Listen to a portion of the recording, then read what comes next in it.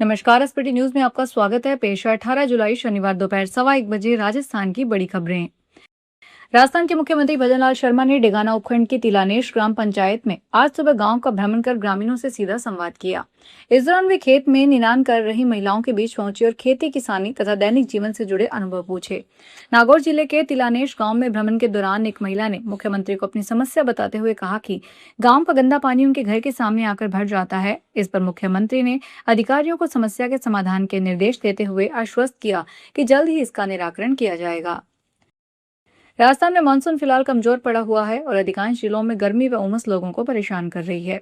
हालांकि आज शनिवार को प्रदेश के 10 जिलों में हल्की से मध्यम बारिश की संभावना जताई गई है। मौसम विभाग के अनुसार 21 जुलाई से मानसून एक बार फिर सक्रिय हो सकता है। इसके बाद 20 से अधिक जिलों में बारिश की गतिविधियां तेज होने के संकेत हैं। फिलहाल राज्य में इस मानसून सीजन के दौरान सामान्य से करीब 21% कम बारिश दर्ज की गई है।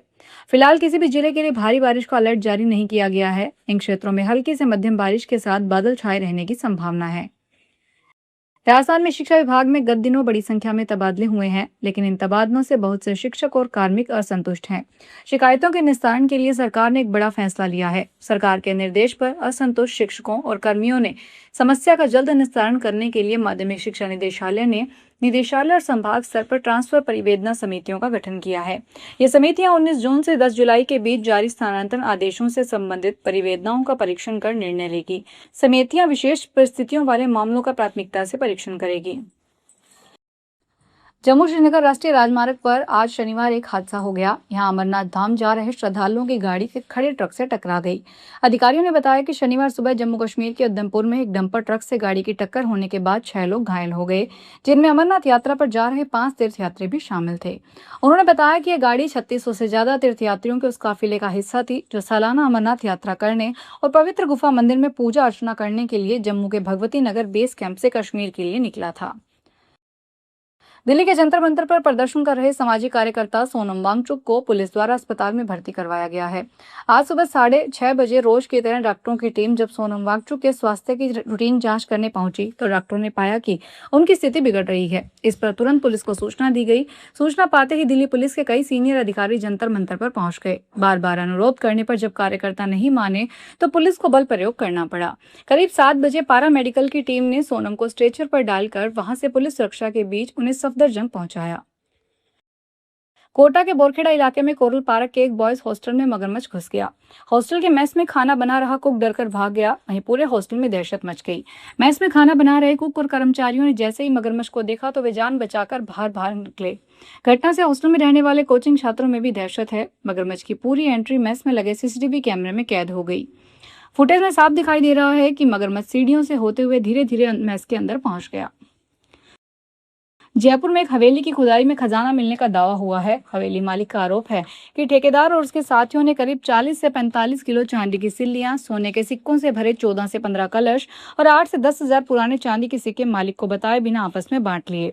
परिवादी का दावा है कि उसके पास 2 वीडियो हैं जिनमें आरोपी यहाँ मिले खजाने का जिक्र करते दिखाई दे रहे हैं। मामला त्रिपोलिया बाजार के विद्याधर का रास्ता स्थित पुश्तैनी हवेली का है। सोना और चांदी में इस हफ्ते गिरावट का सिलसिला जारी रहा, जिसमें सोना और चांदी क्रमशः 2200 रुपए और 4900 रुपए से अधिक सस्ते हो गए। इंडिया बुलियन ज्वेलर्स एसोसिएशन के मुताबिक 24 कैरेट सोने का दाम इस हफ्ते 2209 रुपए कम होकर 1,41,159 रुपए प्रति 10 ग्राम हो गया। सोने के साथ चांदी की कीमत में भी गिरावट देखने को मिली। चांदी का दाम 4,917 रुपए कम होकर 2,15,474 रुपए प्रति किलो हो गया, जो कि पहले 2,20,390 रुपए प्रति किलो था। राजस्थान पुलिस ने जयपुर रेंज में अपराधियों और असामाजिक तत्वों के खिलाफ बड़ा अभियान चलाते हुए एक ही दिन में 803 बदमाशों को गिरफ्तार किया। यह कार्रवाई मुख्यमंत्री, मुख्य सचिव और पुलिस मुख्यालय के निर्देश पर चलाए जा रहे 3 दिवसीय विशेष अभियान के तहत की गई। अभियान के दौरान जयपुर ग्रामीण, अलवर, दौसा, भिवाड़ी, कोटपुतली, बहरोड, खैरथल, तिजारा, सीकर और झुंझुनू जिलों में एक साथ व्यापक कार्रवाई की गई। पुलिस ने इस ऑपरेशन के लिए 1519 पुलिस कर्मियों की 350 टीमें बनाई, जिन्होंने कुल 2062 स्थानों पर दबिश दी। कार्रवाई के दौरान विभिन्न मामलों में 80 नए केस दर्ज किए गए और 95 अन्य आरोपियों को गिरफ्तार किया गया। नागौर जिले में मानसून की रफ्तार थम गई है, जिसमें खरीफ फसलों पर संकट गहराने लगा है। जिससे खेतों में नमी तेजी से कम हो रही है। यदि अगले 4-5 दिनों में अच्छी बारिश नहीं हुई तो करीब 50% फसलें प्रभावित या सूखने की स्थिति में पहुंच सकती है। वहीं कृषि विभाग के मुताबिक अब तक करीब 70% क्षेत्र में बुवाई हो चुकी है। वहीं कृषि विभाग ने इस बार जिले में 8 लाख हेक्टेयर क्षेत्र में खरीफ बुआई का लक्ष्य रखा है। सवाई माधोपुर के समीपवर्ती फलोदी क्षेत्र में रणथंभौर टाइगर रिजर्व की वन टीम ने एक और लेपर्ड का सफलतापूर्वक रेस्क्यू किया। पिछले 2 दिनों में यह तीसरा लेपर्ड है जिसे वन विभाग ने पकड़ा है। क्षेत्र में लेपर्ड की लगातार गतिविधियों को देखते हुए वन विभाग कई दिनों से विशेष निगरानी और रेस्क्यू अभियान चला रहा था। रणथंभौर टाइगर रिजर्व के डीएफओ मानस सिंह ने बताया कि फलोदी क्षेत्र में लेपर्ड की लगातार मौजूदगी को देखते हुए वन विभाग की टीम विशेष रेस्क्यू और निगरानी अभियान चला रही है। जोधपुर में सिजेरियन डिलीवरी के बाद फिर प्रसूताओं की तबियत बिगड़ने का मामला सामने आया है। पिछले 2 दिन में 5 प्रसूताओं की तबियत बिगड़ी। इन सभी का इलाज उम्मेद हॉस्पिटल में चल रहा है। दावा किया जा रहा है कि 5 प्रसूताएं जिले के अलग अलग सेंटर से रेफर होकर आई थी। उम्मेद हॉस्पिटल के सुपरिटेंडेंट डॉक्टर मोहन मकवाना ने बताया कि इन प्रसूताओं को ज्यादा ब्लड लॉस होने की शिकायत थी। इनमें से 3 आईसीयू में एडमिट है। हाल ही में तीसरी शादी करने वाले बॉलीवुड एक्टर आमिर खान को लॉरेंस बिश्नोई गैंग की ओर से धमकी दी गई है। सोशल मीडिया पर एक पोस्ट और ऑडिट क्लिप सामने आई है जिसे कथित तौर पर आरजू बिश्नोई और टाइसन बिश्नोई ने शेयर किया, जो खुद को लॉरेंस बिश्नोई ग्रुप से जुड़ा बताते हैं। हालांकि मुंबई पुलिस को अब तक आमिर खान या उनकी टीम से कोई शिकायत नहीं आई है। पुलिस को भी मीडिया से फेसबुक और वॉइस नोट के जरिए कथित धमकी की जानकारी मिली है, जिसे वे वेरीफाई कर रहे हैं। बीकानेर स्थित महाराजा गंगा सिंह विश्वविद्यालय में नए नियमित कुलपति की नियुक्ति की प्रक्रिया शुरू हो गई। राज्यपाल और कुलपति सचिवालय ने इसके लिए 4 सदस्यीय सर्च कमेटी का गठन किया है। इसी बीच मौजूदा कुलपति प्रोफेसर मनोज दीक्षित के कार्यकाल के अंतिम दिनों में 28 जुलाई को प्रस्तावित दीक्षांत समारोह और शनिवार को होने वाली बोर्ड ऑफ मैनेजमेंट की बैठक को लेकर सवाल उठ रहे हैं।